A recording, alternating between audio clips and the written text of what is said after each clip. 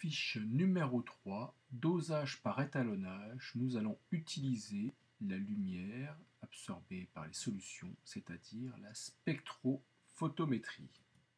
Principe de la méthode, donc nous allons utiliser le spectre lumineux, mais aussi le spectre ultraviolet et l'absorption des espèces chimiques dans ce spectre lumineux ou dans ce spectre ultraviolet. Donc nous avons le spectre lumineux entre 400 et 800 nanomètres. Donc ce sont les longueurs d'onde du spectre lumineux. Pour obtenir le spectre lumineux, nous devons utiliser ce qu'on appelle un milieu dispersif, donc soit un réseau, soit un prisme, qui, à partir d'une lumière blanche, va nous permettre d'obtenir les différentes couleurs et les différentes radiations qui composent cette lumière, blanche ou pas blanche d'ailleurs, on verra par la suite. Le spectre lumineux, donc la lumière visible, fait partie du spectre électromagnétique, donc que nous voyons ici avec les ondes radio, donc qui ont une longueur d'onde grande, ensuite les micro-ondes avec des longueurs d'onde de l'ordre du millimètre, ensuite les infrarouges, lumière visible, et ensuite nous avons les ultraviolets, donc avec une longueur d'onde plus petite, les rayons X, les rayons gamma. Donc dans cette partie, nous nous intéressons à la lumière visible, mais il faut savoir que le protocole que nous utilisons est aussi valable pour la lumière ultraviolette. Voici l'appareil utilisé, c'est un spectrophotomètre sur lequel on peut régler la longueur d'onde par laquelle on va absorber la longueur d'onde qui absorbe la lumière de l'échantillon de l'espèce chimique, et nous lirons ce que l'on appelle l'absorbance. Donc l'échantillon, donc l'espèce chimique colorée est mise dans une cuve transparente, donc une cuve qui fait 1 cm ici de longueur. Donc voilà ce qui se passe pour mesurer l'absorbance. Donc on a une lumière incidente qui arrive sur l'échantillon, donc là on représente l'échantillon, donc qui est dans une cuve transparente. Cette lumière incidente est une lumière blanche avec un indice I0 qui est une puissance donnée par la lumière en fonction de la longueur d'onde.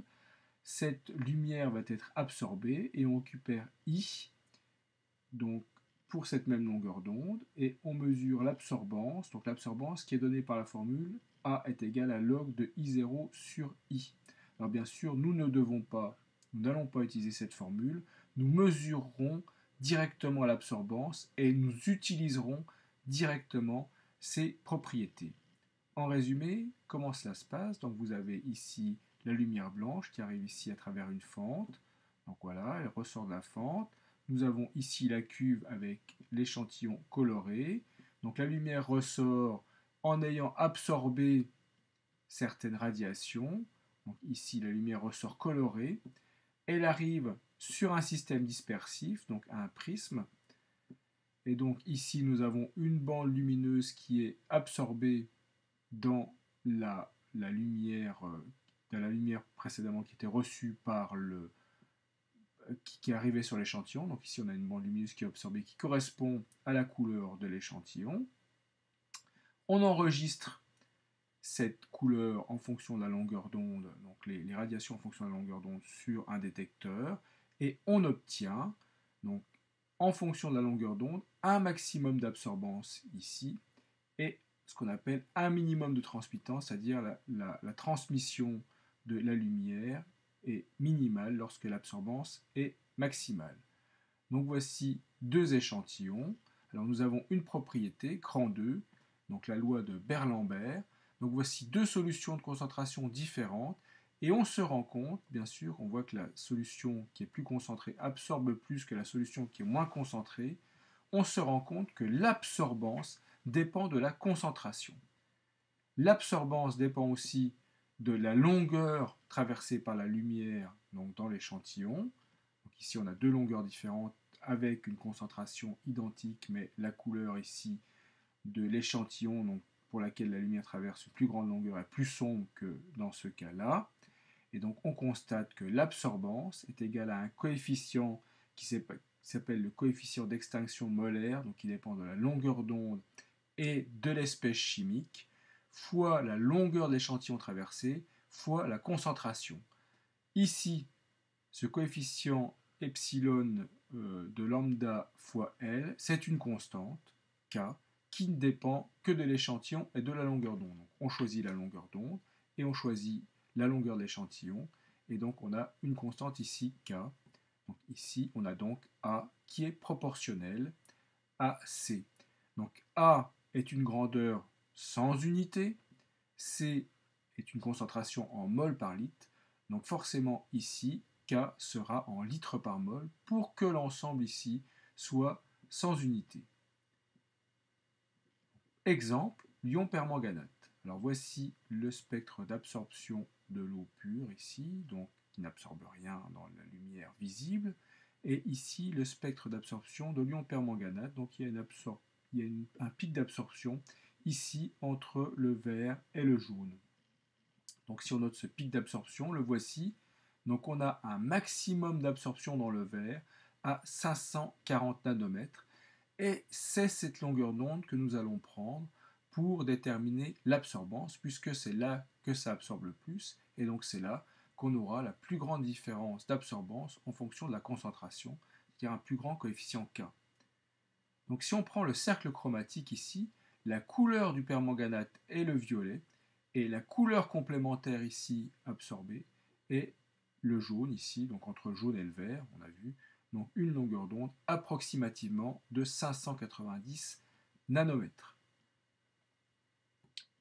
Ici, voici le tracé et l'exploitation de la droite d'étalonnage. Donc pour pouvoir faire un étalonnage, c'est-à-dire mesurer la concentration d'une espèce chimique grâce à son absorbance, il faut auparavant tracer ce que l'on appelle une droite d'étalonnage, c'est-à-dire qu'on prend des échantillons ici de permanganate avec des couleurs différentes. Donc on voit ici que plus la concentration est élevée et plus la teinte est croissante. Donc on va mesurer l'absorbance en fonction de la concentration et nous allons tracer l'absorbance ici en fonction de la concentration. C'est une droite qui passe par l'origine puisque A est égal à K fois C et on peut déterminer le coefficient K ici que l'on voit en divisant ici la variation de l'absorbance par la variation de la concentration. Donc ici, si on fait la division, on trouve que K est égal à 2,0 fois 10 puissance 3 litres mol moins 1. Donc je rappelle ici que nous avons pris l'absorbance pour une longueur d'onde de 540 nanomètres. Et donc on obtient cette courbe ici.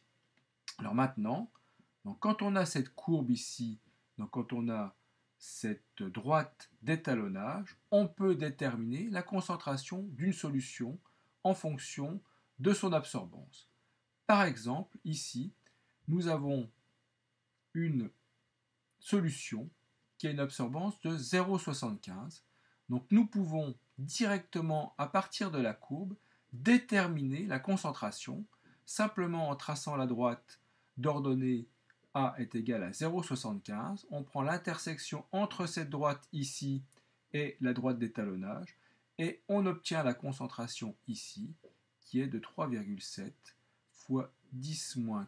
Alors j'ai fait une petite erreur ici, c'est 10-4, voilà, mol par litre. De la même façon, on peut calculer directement la valeur de la concentration en utilisant K. Effectivement, C est égal à A sur K. Donc ici, ça fait 0,75 sur 2,0 fois 10 puissance 3. Et donc, ça fait 3,7 fois 10 moins 4 mol par litre. Donc, en résumé, nous avons deux méthodes pour déterminer la concentration à partir de la couleur. Donc, tout d'abord, il faut tracer la droite d'étalonnage. Alors, tout d'abord, il faut choisir la bonne longueur d'onde qui correspond au pic d'absorbance. Ensuite, il faut déterminer la droite d'étalonnage à partir d'échantillons. Voici la droite d'étalonnage. On détermine le coefficient directeur K et par la suite, grâce à ce coefficient directeur K et à la droite d'étalonnage, on peut déterminer la concentration d'une solution, donc dont la concentration est inconnue.